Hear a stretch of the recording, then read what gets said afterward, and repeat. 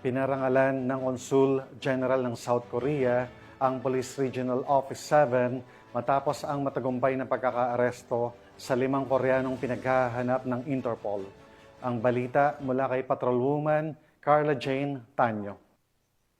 Ng Korean Consulate ang Police Regional Office 7 sa matagumpay na pagkakaaresto ng 5 Korean nationals na pinaghahanap ng Interpol sa pamamagitan ng personal na pagbisita ni Consul General Song Se-won noong ika-18 ng Agosto sa Pro 7 headquarters sa Cebu City. Sa kaniyang pagdalaw, formal na inabot ni Consul General Song ang letter of appreciation kay Police Brigadier General Rodrigo A. Maranan, Regional Director ng Pro 7, bilang pagkilala sa mahalagang papel ng Pro 7 sa pagsisilbi ng Interpol Red Notices laban sa mga dayuhang may kinahaharap na kaso sa Republic of Korea. Binigyang diin ng Korean Consul na ang nasabing liham ay simbolo ng tiwala at pasasalamat ng kanilang pamahalaan sa dedikasyon ng Pro 7, lalo na sa pagpapatatag ng kooperasyon sa pagitan ng Korean Consulate sa Cebu at ng kapulisan ng Central Visayas. Dakong 2:00 ng hapon na isagawa ang pagsisilbi ng Red Notices sa 5 Korean nationals na nasa custody ng Regional Police Drug Enforcement Unit 7 Custodial Facility. Ang operasyon ay sinagawa ng Regional Special Operations Unit 7, katuwang ang Regional Intelligence Division 7 at may koordinasyon sa Bureau of Immigration, Korean Consulate at Korean Police. Ang mga nasabing individual ay nahaharap sa mga kaso sa South Korea kaugnay ng paglabag sa Articles 47 at 26 ng National Sports Promotion Act na isagawa ang operasyon sa maayos at mapayapang pamamaraan na nasaksihan mismo ng mga kinatawan mula sa mga nabanggit na ahensya. Sa kasalukuyan, nananatili sa kustodi ng Pro 7 ang 5 dayuhang suspect habang hinihintay ang kaukulang legal na proseso para sa posibleng deportasyon o karampatang aksyon alinsunod sa batas. Ang tagumpay na ito ay nagpapakita ng matibay na ugnayan at epektibong koordinasyon ng Pro 7 sa mga dayuhang embahada at international na ahensya tungo sa hangaring makamit ang padaigdigang seguridad at katarungan.